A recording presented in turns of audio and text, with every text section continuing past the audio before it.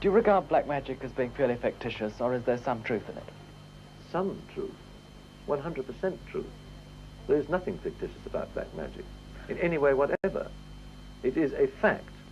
It is a fact which has existed for several thousand years. I mean, when we talk about black magic, we are talking about Satanism, necromancy, alchemy, witchcraft, the worship of Satan. While millions have enjoyed Stranger Things, what they might not know is that it very well could be based on a true story.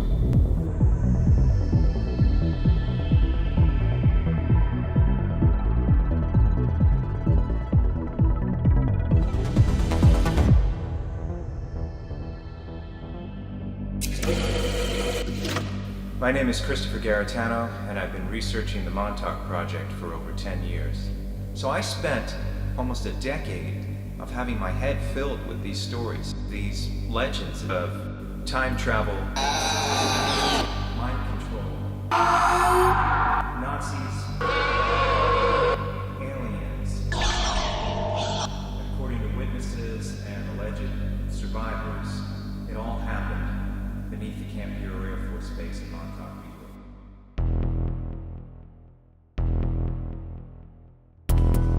According to the official story, the Camp Hero Air Force Base was a place to defend the east coast of the United States against Nazi attack during World War II. But then things get shady because after World War II, the United States recruited Nazi scientists and used them for a variety of things to develop weaponry and technology. And the people allegedly involved in the Montauk Project claim that these same Nazi scientists were brought down to Camp Hero to develop the Montauk Project.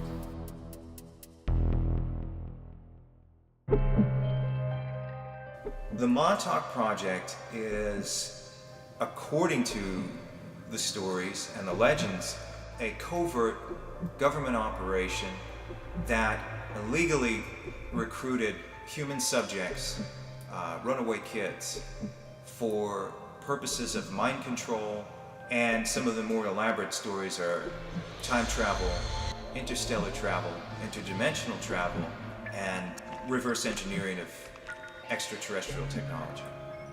But the core idea in the Montauk Project was a wrangling of human experiments. And this isn't far from fact. It's not fiction, because we know about things like MKUltra, and we know about things like the Holmesburg prison experiments. All of these secret government mind control programs, these things have been proven. The CIA had a program called Project Stargate. Project Stargate was a remote viewing program where they had a group of people who they were training to be powerful psychics. This is a real thing. Our government funded this and actually had some success with it. And so there were hearings in 1995. Bill Clinton actually apologized for some of them. Thousands of government-sponsored experiments did take place at hospitals, universities, and military bases around our nation. These experiments were kept secret. The United States of America offers a sincere apology to those of our citizens who were subjected to these experiments. So we know these things happen. It's not science fiction. And so this is why Stranger Things could be based on a true story.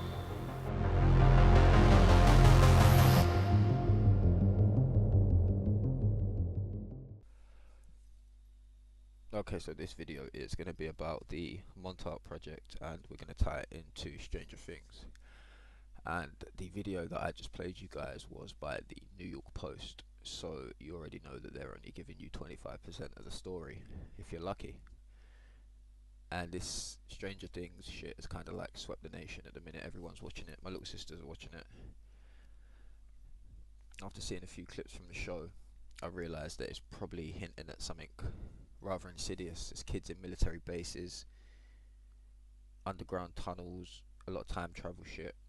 So I decided to just take a look into it, because whenever I see a program where it's got kids in it and they're testing their psi powers or their psionic powers, it just makes me think of black budget government projects.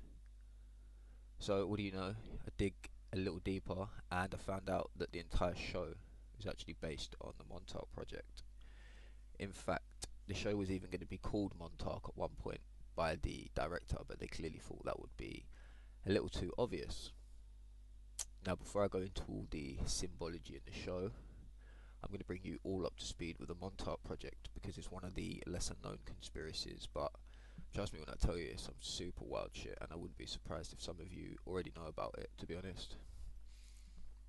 I would say if you know about Montauk, skip through this bit, but I'm going to be touching on quite a few things, so I wouldn't skip it if I was you. Right, so the Montauk Project found its inception around 1971, but the projects that preceded it were concerned with radar invisibility, and this was during 1943, and they were being researched aboard the USS Eldridge. As the Eldridge was stationed at the Philadelphia Naval Yard, the experiments concerning the ship have commonly been referred to as the Philadelphia Experiment. And they've actually made an entire movie about the Philadelphia Experiment, so you should go and watch that if you haven't. And it's not hard to find information on this, it's all pretty well documented.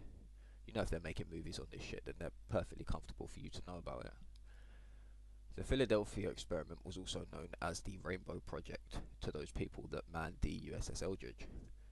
It was designed as a top secret program that would help end World War II.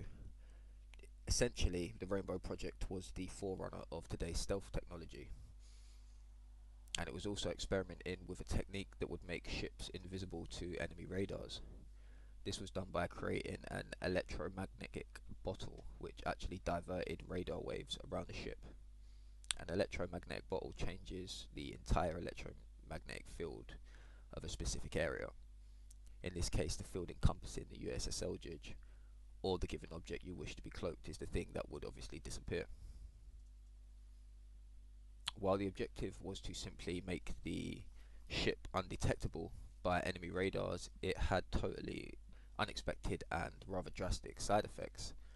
The ship did go invisible to the naked eye for a moment and was removed from the space-time continuum, and it suddenly reappeared in Norfolk, Virginia, hundreds of miles away. So from that standpoint, the project was a huge success. A material standpoint, however, the catastrophic effects it had on the people involved were something that they needed to look into, because while the USS Eldridge moved from the naval yard to Norfolk and back to the naval yard, the crew found themselves in complete disorientation. They had left the physical universe and had no familiar surroundings to relate themselves to while upon the ship. So upon their return to the Philadelphia Naval Yard, some were planted into the bulkheads of the ship, some into the deck, some into the stern.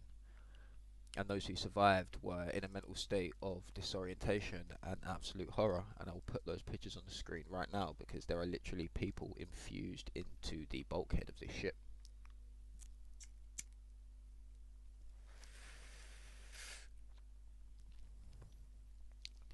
The crew upon the USS Eldridge were subsequently discharged as mentally unfit, after having spent a considerable time in rehabilitation. The status of mentally unfit made it very convenient for their stories to be discredited, and for the time being this put Project Rainbow at a standstill. Although a major breakthrough had occurred, there was no certainty that human beings could survive further interdimensional experimentation. It was too risky given the effects it had on the crew members on the USS Eldridge. So Dr. John von Neumann, who in fact headed the project, was now summoned to work on the Manhattan Project. This was obviously concerning making the atom bomb, which became the weapon of choice to end World War II. So after Project Rainbow kind of went sideways, he was sent over to work on the atom bomb. Although it's not actually well known, the research that began with Project Rainbow was actually resumed, and in the late 40s, as the government began the Phoenix Project, which was their attempt to control weather using information and technologies derived from the work of Austrian scientist Wilhelm Reich, interesting second name. The Phoenix Project tied into the Schumann resonance, if you've ever heard of that, or Project Stargate and Project Looking Glass, which we'll get into at a later time because they kind of take a tangent away from Montauk. Now during this time, when all this was going on, von Neumann was called back from working on the atomic bomb to work on the Phoenix Project again. Not only that, but he was tasked with investigating why the human body could not deal with interdimensional travel without seriously adverse effects. And as von Neumann began to work on the Phoenix Project, he quickly learned that he was going to have to study metaphysics, and he had to understand the metaphysical side of man, because the rainbow technology had dissolved the physical and biological structure of human beings. People were stuck in bulkheads and changed beyond recognition in some cases, but it was the esoteric workings of the mind that had been affected first in each case. So that was his main goal of his research. Now, von Neumann and his team spent about 10 years working out why human beings had trouble with electromagnetic fields that shifted them through different places and times. And it was determined that the device used in the original Philadelphia experiment had created an artificial reality around the Eldridge. Remember, I said it was a ship in a bottle type of thing, so imagine the bottle as the artificial reality. Following this line of logic, the ship had been removed from the normal plane of existence, rendering it obviously invisible, which was the goal. However, the problem was this new reality had no connection with the outside world, or our world, this disorientating anybody that was within that field, which would obviously be all of the people on the USS Eldridge. At conception, an energy being is attached to a timeline. So when we're born, we almost have a fixed reference point. We're attached to a timeline, and we will start from that point. And to understand this, it's really necessary to view the energy being or soul as distinct from the physical body of the person concerned. Okay, so the soul and the body are completely separate, and the time point that our soul fixes to is what allows us to live what we would call a linear life in our human body. Our whole reference as a physical and metaphysical being stems from that particular time reference, which actually resides within the electromagnetic background of our planet, which again ties us into the Schumann resonance, and we'll get onto that later. This time reference is the basic orientation point you would have in connection with the universe and the way it operates. So you would imagine if, one day you woke up and the clock started to move backwards, you would be like, what the fuck is going on? Your reference point of time would be completely collapsed. So this was what happened to the people on the USS Eldridge. It was this time reference point that was thrown out of the window, And in turn, that caused them untold trauma, because they were aware of the fact that they were essentially put into a different dimension. Like I said, the rainbow technology turns on and creates what can be best understood as an alternate or an artificial reality. It creates a stealth effect by not only isolating the ship, but the individual beings as well within a bottle. Those beings were literally removed from space and our universe as we know it. This accounts for the invisibility of the ship and for the invisibility of the people on board. It wasn't in our universe anymore, hence why it was invisible on enemy radars. The alternate reality thus created has no time references at all, because it is not part of the normal time stream. Okay, we've completely disconnected it from our time stream and our reference point of time, so there was no time in that particular reality. That to be in an artificial reality would be like waking up and not knowing where you are almost, and again, this would be confusing. When people have mega doses of psychedelics or psychotropic substances, you can have what's called an ego death, and it almost operates in the same kind of way as what I'm talking about here. You're essentially detach yourself from this particular time reference point and essentially see yourself through the eyes of the soul, and that's why people forget their names when they have ego deaths. They don't know who they are. All ties into this. In the early 1950s, it was decided that the remnants of the Rainbow Project and the Radioson Project should be included under some umbrella with the human factor study, and the Radioson Project was tied into the weather control that I was talking about earlier. So both of these got tied up under sort of one branch, and from then on, Phoenix Project was used to refer to all of those activities. So everything that was going on in Project Rainbow with the time travel and the human studying and the factor studies and the radio sonde all came under Project Rainbow in the early 50s. They just was like, fuck it, let's just put all this under one thing.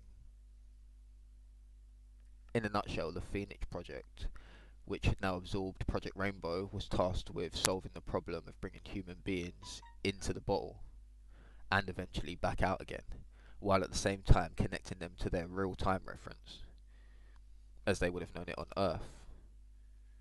So what the Phoenix Project was really trying to do has now been taken on by Project Rainbow, and they need to solve how humans are able to travel interdimensionally but keep our fixed time reference point. So this meant that when they were in the alternate reality or in the bottle, they had to be supplied with something that would give them a time reference, and they solved this by feeding into the bottle all the natural backgrounds of Earth, or at least enough to convince them of a continuous stream time reference. To do otherwise would likely cause those in the bottle to experience the transdimensional disorder and problems of this sort that we saw before. And this was why it was necessary to set a phony stage so that they could feel some degree of normality. Now, Dr. von Neumann was the ideal candidate for the job since he was an expert with computers, and a computer had to be used if they were going to calculate the time reference.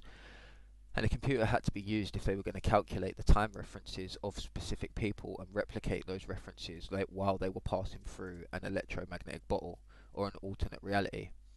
You know, the people inside the bottle would be going through zero time and essentially had no reality, or a disoriented one at best.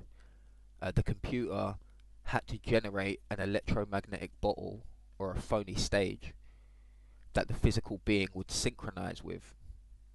And if that wasn't done, the spirit and the physical body would go out of sync, thus resulting in insanity. Okay, so let me just say that in a different way. Von Neumann had to find a way to inject parts of reality into this alternate reality that they were into. So this might be as far as putting some trees in there, maybe a forest, a lake, just so the person in the alternate reality isn't aware that he's actually undergoing a transdimensional movement. They have to feel like and recognize they're on Earth. That's why they set a phony stage, okay?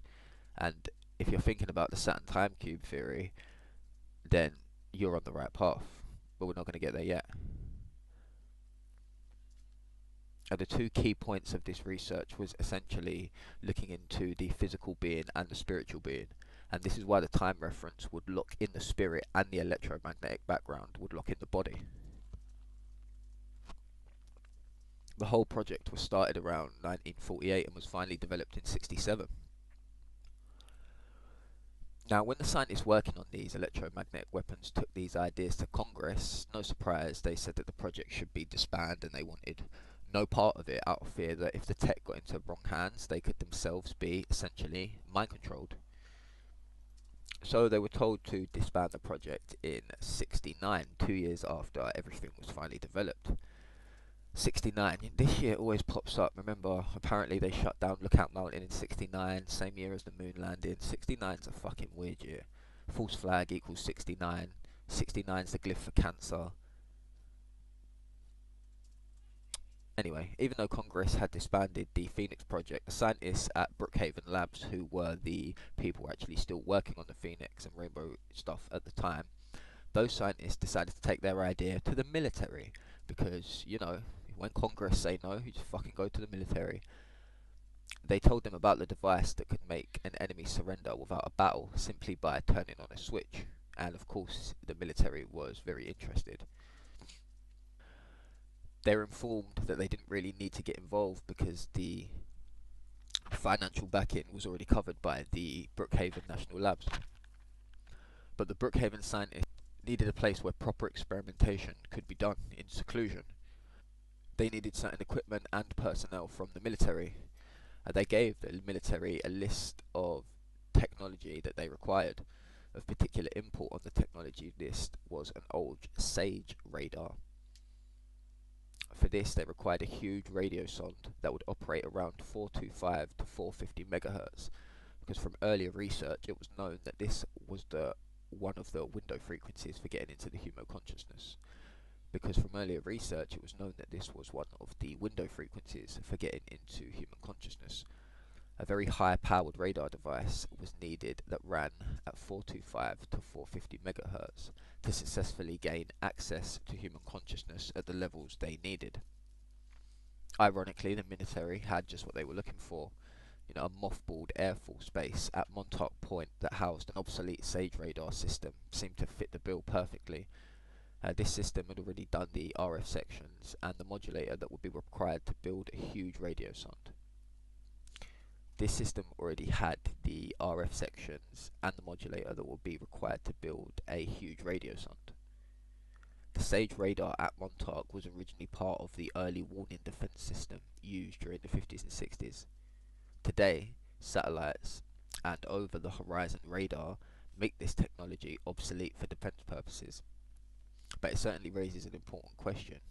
Even if one doesn't believe this story, why was an old, antiquated defense system turned on and utilized for a period of over 10 years?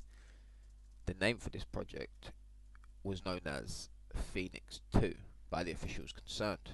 However, it's since been colloquially named as the Montauk Project. In the late 1970 and 1971, Montauk Air Force Base was actively being re-established. They had to establish staff, get the equipment working, and set up the entire research facility. And this took about a year. By late 71, the Montauk Project was underway. So here we are at the end of 1971, and Project Montauk begins, which can be understood as the culmination of both Project Rainbow and Project Phoenix. However, now this research was in the hands of the military rather than the scientists at the Brookhaven labs. Okay, so let's recap, because there are a lot of different nuances that contributed to the Montauk Project. So it all started with the USS Eldridge and the experiment with cloaking technology. This was done under the name of Project Rainbow, but was also known to the wider public as the Philadelphia experiment. This project, on the face of it, was a success. Like I said, the ship did cloak. However, when it returned, the sailors on board had undergone severe trauma, and some were even fused into the ship. And remember what I said about interdimensional travel. It causes us to lose our fixed reference point in time. So the research from this project, Project Rainbow that is, was continued with Project Phoenix, which was looking into weather control. And it's also linked to Project Stargate and Project Looking Glass, as previously stated. At this time, von Neumann was called back from working on the Manhattan Project. So at this point now, they call him back and he's working on the Phoenix Project, and he's tasked with solving why we can't handle interdimensional travel. And when I say we, I mean human beings. Which, as I said, ties back into this idea of the fixed reference point in time. Project Rainbow was eventually absorbed by Project Phoenix, which was eventually taken to Congress, but they didn't want anything to do with it, so as we know, the military took it. They provided the scientists from the Brookhaven and the Phoenix Project with an old derelict base in Montauk, New York, and from there the Montauk Project begins. Right, so the Montauk Project, what was this actually all about? When you do a Google search, pretty much going to bring up something along the lines of this. The Montauk Project is a secret government project where the government allegedly kidnapped homeless people along with children and experimented on them through various methods. Some of these methods were torture, time travel, teleportation, mind control, telekinesis, and various others, all being done from your mind. Now, if you've seen Stranger Things, I'm sure you can see where this all ties in. And honestly, I haven't even watched the TV show myself, but I've seen enough of it on TV and read enough about it to know exactly what it's about. And what I'm going to do is read it from a little article on Looper that essentially gives you the timeline of some of the important parts of the series that I wanted to focus on. And I'll just read what is relevant to the video. Dr. Martin Brenner arrives at Hawkins National Laboratory in Indiana with a little girl that he's designated 008. The girl's real name was Callie, and she'd been taken from her home after she'd shown the potential to manifest extraordinary abilities, namely the ability to alter the perception of those around her. Dr. Brenner comes to Hawkins to oversee the MK Ultra program, which, as we know, dosed test subjects with hallucinogenic drugs in an effort to manifest superhuman abilities.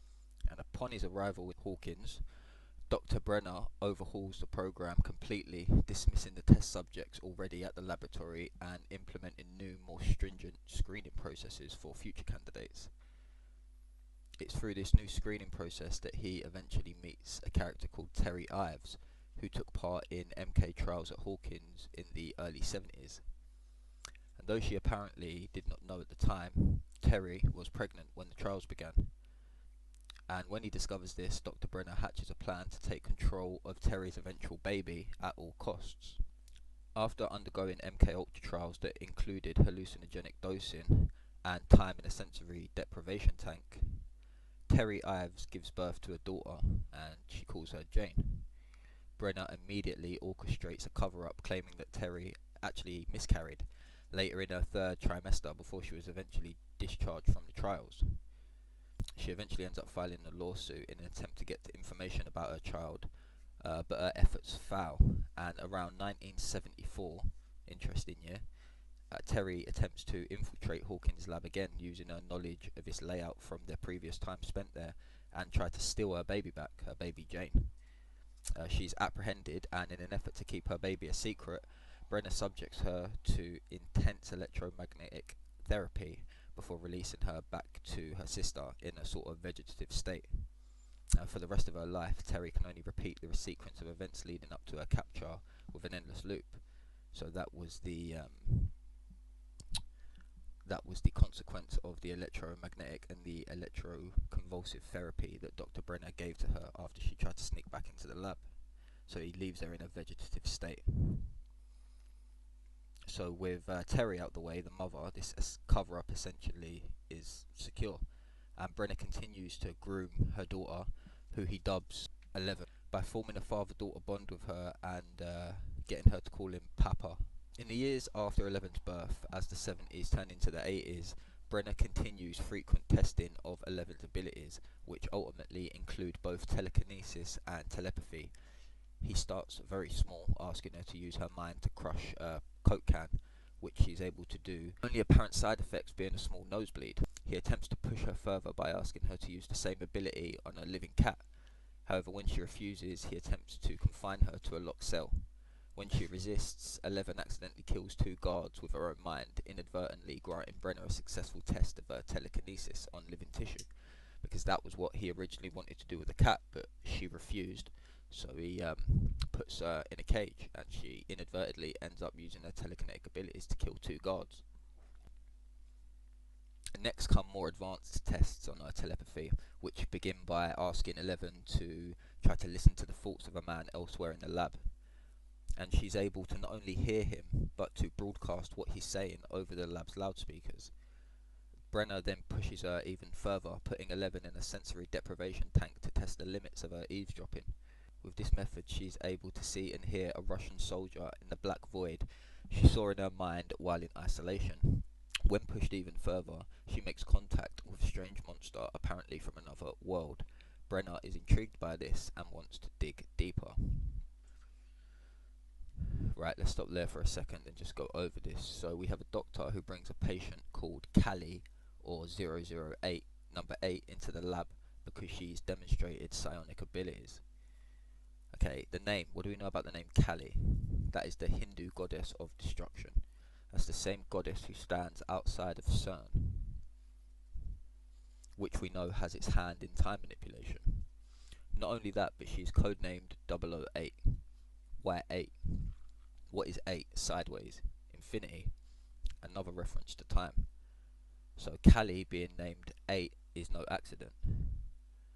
Dr. Brenner then gets his hands on another patient called Terry Ives that was unknowingly part of MK Ultra experiments.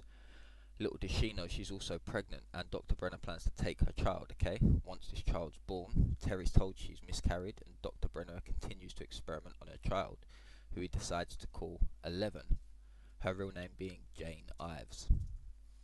Eventually, 11 ends up showing her psionic abilities, which extend far beyond what Dr. Brenner imagined. He continues to test her telepathic skills until she accidentally makes contact with a monster that they call the Demogorgon. Okay, now in this show, on November the 6th, 1983, 11 is tasked with contacting that monster again. However, the mission goes wrong, and 11 accidentally opens a gate between dimensions, allowing the creature to break loose, cross dimensions, and kill the scientists within the Hawkins lab. 11 then escapes, and the story continues. Right, so we had the Callie and the 008, L as they call her, and we know all about L. We spoke about that prefix. She is taken from her mother, who was an MK victim, and then repeatedly experimented on to enhance her abilities. I mean, does this not just sound like every super soldier program that you've heard about, if you know about super soldier programs?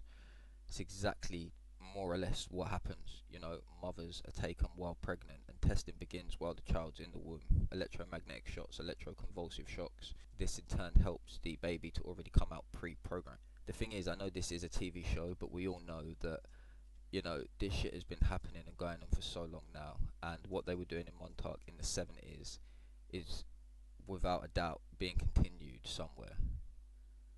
Although I have a feeling that the children in Montauk were subjected to far, far worse than anything that they could show in the TV. You know what they do to break down the psyche of children, and they're not going to be showing you that in a fucking TV show. Okay, so 11 ends up contacting a demon in the show, okay? And when asked to do it again, it kind of fucks up. And she opens a portal between different dimensions, which allows the Demogorgon and his cohorts to cross over. Now, for the longest time, I've been telling you guys that 101 is the gateway number, or the portal number. And 101 is obviously 11, when speaking numerically. So I find it highly fitting that the character responsible for opening portals between dimensions on the show is named 11. And they even call her El, for fuck's sake. Just like Elohim. We know Elohim is Saturn, we know Saturn is a stargate. We've been over all of this before in my Saturn videos. And on top of that, gateways and portals sum to 101. And all of this just so happens to take place on November the 6th in the show, where she opens this portal and the demons cross. Okay, November the 6th, write that date out, 116. I mean, I don't really need to say anything because I know you lot already know where I'm going for this. It's just 9/11 in reverse. It's the 119 in reverse, which was when the Twin Towers ritual played out and they opened a what? Yeah, a Stargate or a portal, hence the faces and the smoke, if you know about those. So how ironic that on the TV show, on the inverted date of 9/11, 11 opens a portal and demons cross over. Not only that, but the place where these entities actually exist, this other dimension, is called the Upside Down, which is just another way of saying inverted.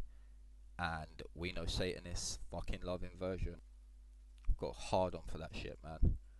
The Upside Down is a direct head nod to satanic symbolism. The Philadelphia Experiment movie, which came out in 2012, was released on July the 28th. Now, July the 28th is the 209th day of the year. The code name for the Philadelphia Project was Project Rainbow.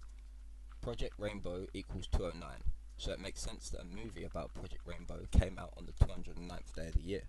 And Stranger Things, well, this was released in 2016, which takes us back to the 216, which seems to just pop up every fucking video, literally. 6 times 6 times 6, 216, 36 triangular number. Probably bored of hearing me say it by now. Not only that, but it was released on July the 15th, which is the 196th day of the year. This also leaves 169 days left in the year, which is just 196 rearranged, and in my eyes this date is very symbolic for that reason. And the gematria hits are also right on the nose, as you can see here. Stranger Things and Montauk Project both sum to 71. And what year did Montauk begin? 71. So, you know, it's a close case on this, to be honest. Hits like this are not coincidental. Montauk also sums to 196, and Project Rainbow sums to 169, which takes us back to the encoded date of July the 15th, when the first episode was aired. Just to put that now in the coffee, and 196 as a word sums to 56, as does Montauk Project, so clearly the name, dates and TV show are all connected. I mentioned in the show that Elle made contact with an interdimensional entity called the Demogorgon, and she eventually ended up opening a portal between the two universes, which allowed these monsters to cross, and all of this is done on the 116 date. Demogorgon sums to 113. Hey, it's bullshit again. And you know what's funny? I literally made a community post a few days ago about the BBC news clip, and they posted the Taliban plane with the exact two numbers in that post that I'm talking about here, 119 or 116 and 113. They are very closely linked together, and you often see these two paired. And given that we know that 113 is the number of liars, the prince of lies is Satan, and Satan is run shit, I think it fits perfectly that the demon in this show also sums to 113. It also sums to 59, which is the 17th prime. 17 is the kill number. And remember, both Montauk Project and Stranger Things sum to 71. And Montauk started in 71, which is the inverse of 17. Another creature from the show is the Mind Flayer, which sums to 107. What a surprise, we have another 71 or 17. So clearly all this stuff is encoded here. There's a lot more going on than what meets the eye. Now the real reason I wanted to bring all this up is because what they're doing with things like Stranger Things is disclosing black book projects to the public, and this has been the done thing since literally the inception of colour television. They've been using children for years on end to test and push the human limits.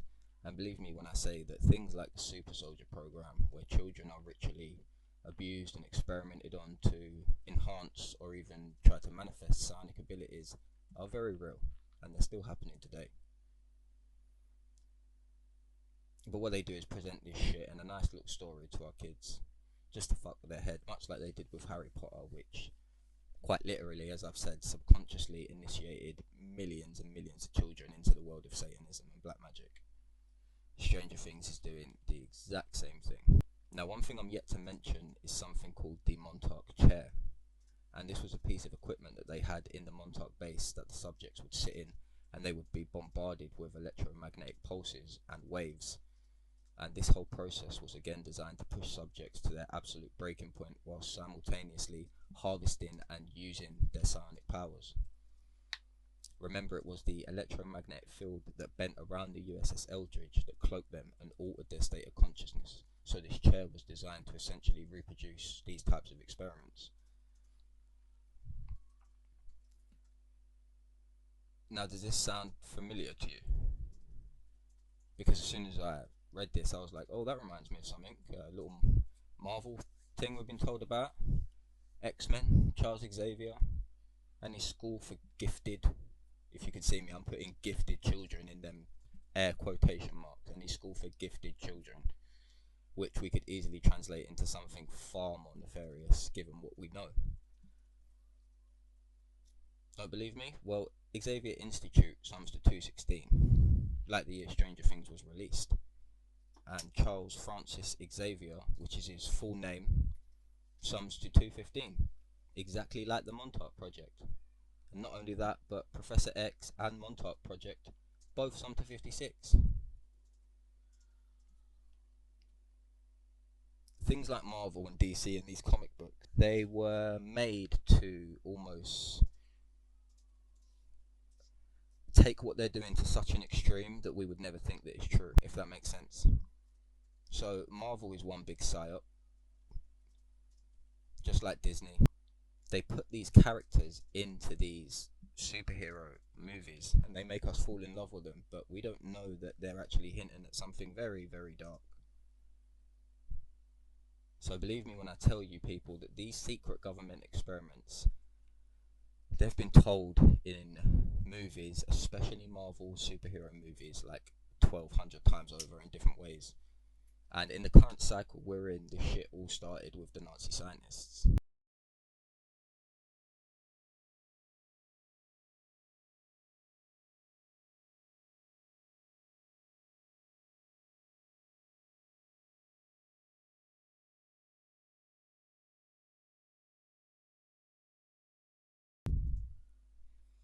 And before I go, I will leave this video up of Super Soldier Dave, and he was subjected to some of the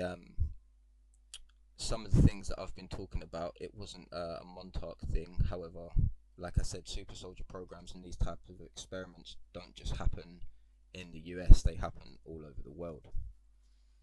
And I've spoke to Dave, he's cool with me to post this, and he's cool with you to send him messages and whatnot, so I'll leave his channel in the description. watch the rest of this video, because what it's going to show you is some of the implants, the electromagnetic implants that are in these kids. The bit I want you to pay particular attention to is when they take out the IMF reader and start to move it over his back, and it spikes, and they start getting huge signals, clearly indicating that there is something in Dave's spine. All over Dave's spine, all over Dave's back, you can see little puncture marks and little puncture wounds, and this is just, you know, physical evidence that there has been some foul play going on. So watch the rest of this video very carefully. I'm not going to play the whole thing, but I'll leave that in the description, because it's about an hour and 40 minutes, but the next 10-15 minutes are extremely important for what I'm talking about. And in the next episode we will get into Project Stargate, Project Looking Glass, and yeah, we'll probably talk about Stranger Things a little bit more, but I just wanted to get this out there because I think this shit is important. It's sweeping the nation for a reason. Look, stuff doesn't just get this famous for no reason, guys. We know that already. There's always an ulterior motive with these motherfuckers. My name's David Marrow, used to be called David Manderson. I'm basically an X-Men, not in the comic book sense, but X-gene, gene code, the X-gene, the bit the public don't know about, bit they don't know about, that part of their genetics that's lying dormant because someone switched it off, either through the water consumption, using fluoride or whatever. There's a part of the gene that's within everyone, that they let some people open, and it's a bit like keys. Some people have the key to that, give them the key, or someone's got the key they use on someone, and I'm someone who was allowed to use that extra part of my DNA, the gene, that X gene, the manipulation of chromosomes, genetics, DNA, nucleic acid.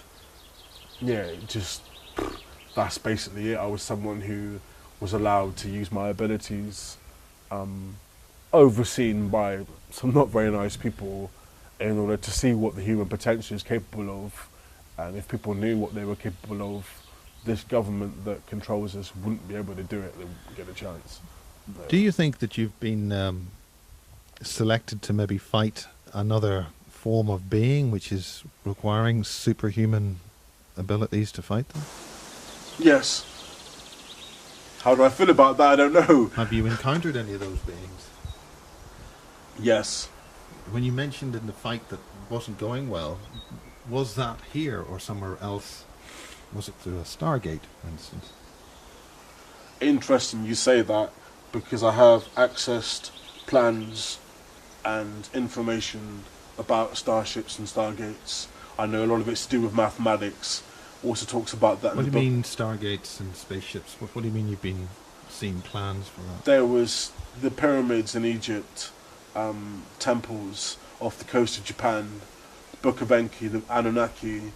They, in mathematics, the pi symbol, the square root symbol, a lot of that is the basic constructions of advanced technology. Most people just think adding numbers and plus signs and minuses, but a lot of that, like the pi sign, Pythagoras, a lot of that Pyra, Hydra, a lot of that symbolism is very, very advanced. The Egyptians were very advanced, the Greeks are very advanced, and a lot of that we're seeing now in programmees, having this knowledge. What do you mean advanced in what? Mathematics that's taught in schools The is language? very... Three-dimensional, hyperdimensional symbology? Yes, definitely, yes. There is, mathematics is the language of the universe, the matrix, the universal matrix of consciousness. We're talking matrix construction. Yes. Divine matrix, whatever you want to call it. Creation of realities. Yes. Almost like a counterfeit reality where symbolism governs the mind and mathematics is the code of consciousness. So we're talking about reality management here? Yes. And the ability to create something that someone can oversee, to have power over something, to make someone feel powerful. But ultimately, I think, Were you fighting in other domains, other matrix realities? And what did not go right? I think on one particular mission,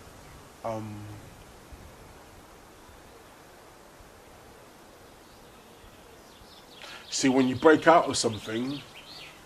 What are you breaking out of? Control. I don't want this. I don't want part of it. I'm not saying I'm a coward or anything, because I'm not. I didn't want part of this.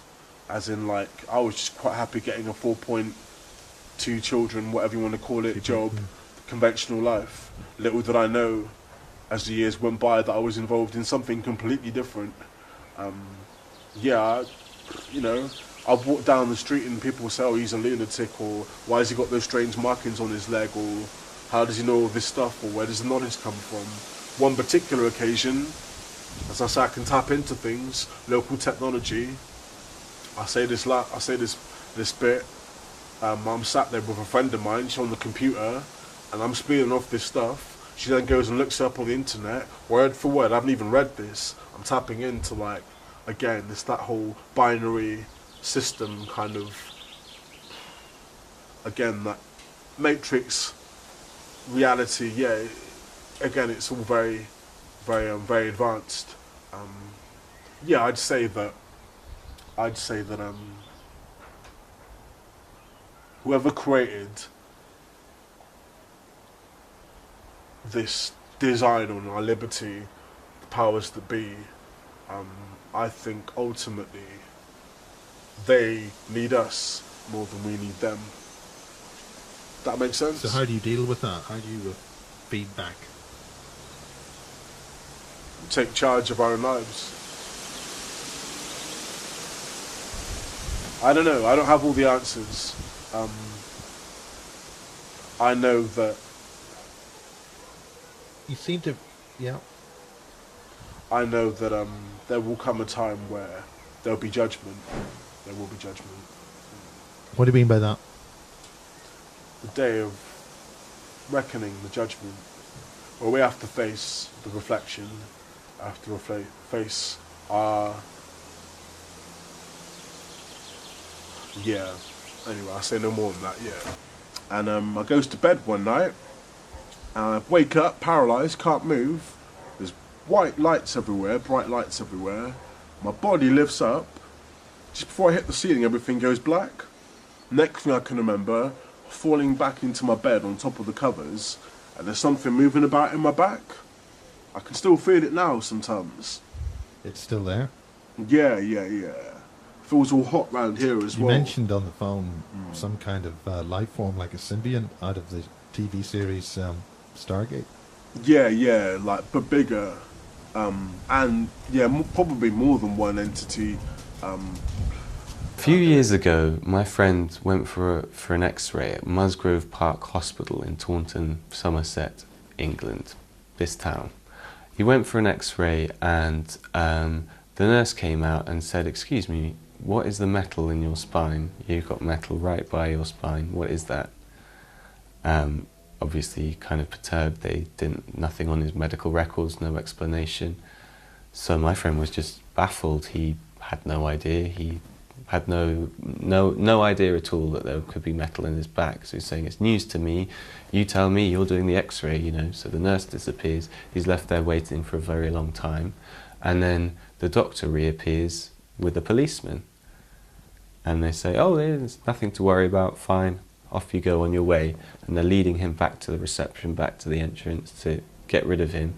And, you know, he turns and he says, "Well, can I see my X-ray, please?" And at that point, you know, they definitely sort of usher him out of there and shun him from the entrance, and, you know, off you go.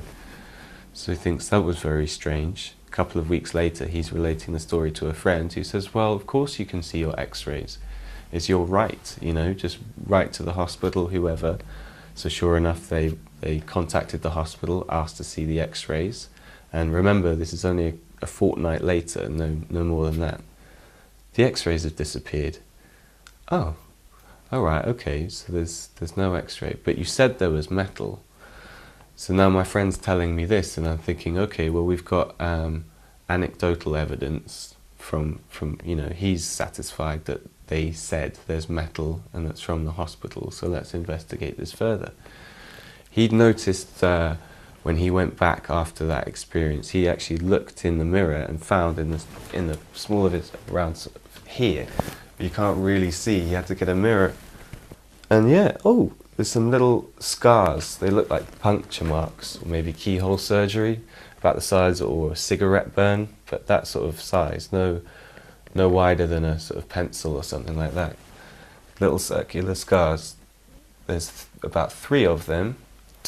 There's 2 on the left and 1 on the right side of the spine.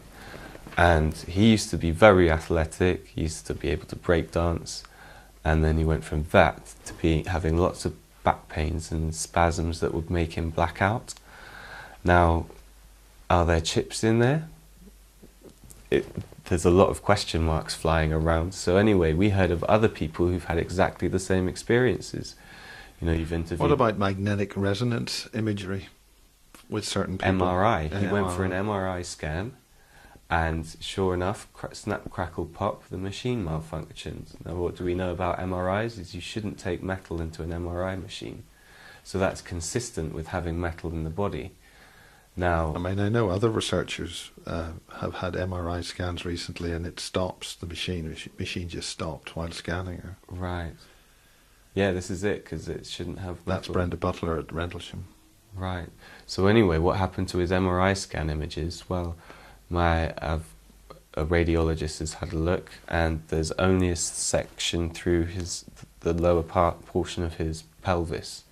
So the spine isn't, the area in question is here. Yet, that's the only one that's still on his record. Yet what happened to the one of his head, his torso, which was all done at the time and commented on at the time? I mean, it's not there. We did a scan on my friend using what's called a bug sweeper. It's a counter surveillance device for picking up listening devices, like little bugs in your office. So you might have one in your mouse mat. You know, say this phone is like the bug sweeper. You know, beep, beep, beep. It's got the dial. It tells you what.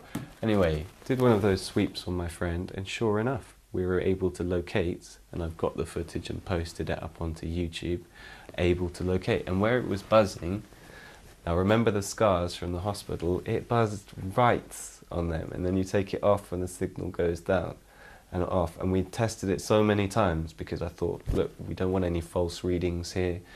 We checked for any background signals in the room, and we kept doing that, and we kept coming back, and it was just definitely only registering on these specific points where the scar was.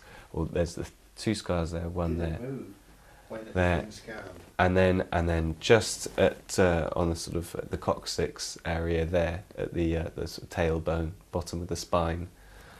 Right there was a very strong signal. And then one from the back of his head, but interestingly that was intermittent, as in it would just shut off, and then we get nothing, and we keep going back to his head and there'd be nothing. But then later on, because we're doing this over a process of about half an hour, 45 minutes, later on, come by again, and you get it again, and then the person who was conducting the scan suggested that maybe there's that part of the chip is actually got some kind of listening or auditory, or they can hear what's going on. And so it's like, oh, if they're scanning, quick shut down, you know. Mm-hmm. Right, what we're doing in the room at the moment is checking for background RF radiation from Wi-Fi, what have you. We're on sensitivity 6. We're using a Allen broadband zap checker from the States, which we use to basically try and find if we have implants in the body, which transmit signals. Okay, here we are again in the clear room, sensitivity 6. Let's go around the room. Quite stable. Got a slight flash there, nothing major. Okay. Okay. Right. And no interference from the camera? None whatsoever. Right, I'm going to go up to sensitivity 8 now. A little bit of background radiation. Slight waver there. You can see it's like bouncing up a little bit as I move around the room. There you go. Nothing major. That's on 8. That's pretty high, pretty sensitive. Go down to 6 again. A little bit of background radiation. Nothing major in the room. Alright, Dave, do you want to step in? Yeah, sure.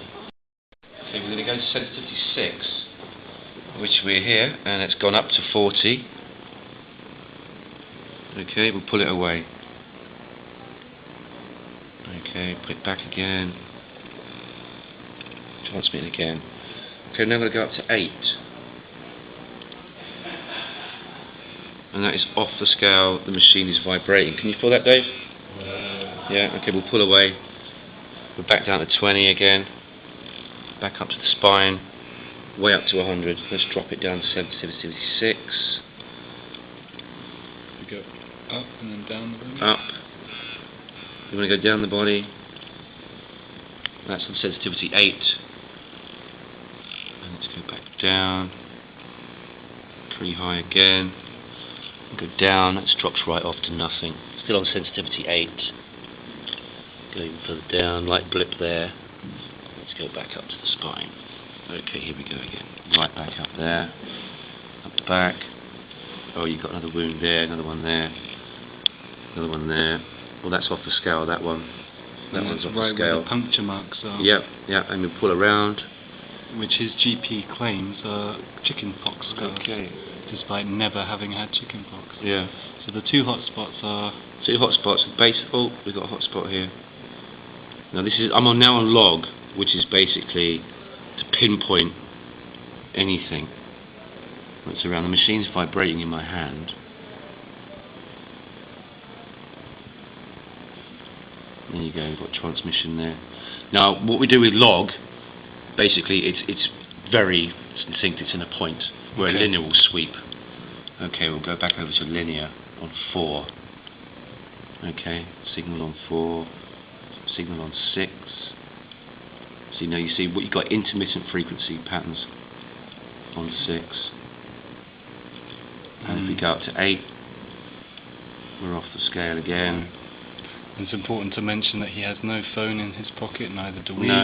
No electronic devices, and yet up here by these mysterious, scars, inexplicable, what look like keyhole surgery scars. Okay, let's go down the body again. Okay, is it worth trying in the head and along the jaw? Okay, we'll go down to the head. We'll go down to... Well, did that happen the first time? Yeah, they use like dark energy to penetrate light or organisms or humans. That's how they enter without creating a wound in some situations. Other things, it's advanced extraterrestrial technology. When you say dark energy, what sort of thing are you talking about? Fluidic black energy? Like a symbiote, a bit like on Spider-Man. Yeah. Like that kind of, sort of like Venom and Carnage. Yeah, all very sinister. But this thing that went into me was like a sort of, a bit like on Stargate, like a sort of dandelion-shaped sort of, the head and the bottom, some kind of weird creature, and another thing went down my nose, again with the dark energy. So it could enter like a sort of describe those things? Centipede, reptilian, kind of sort of snake-like. Sort of snake-like.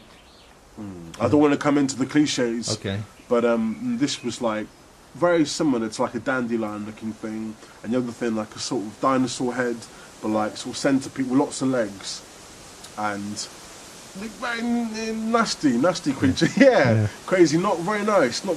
No.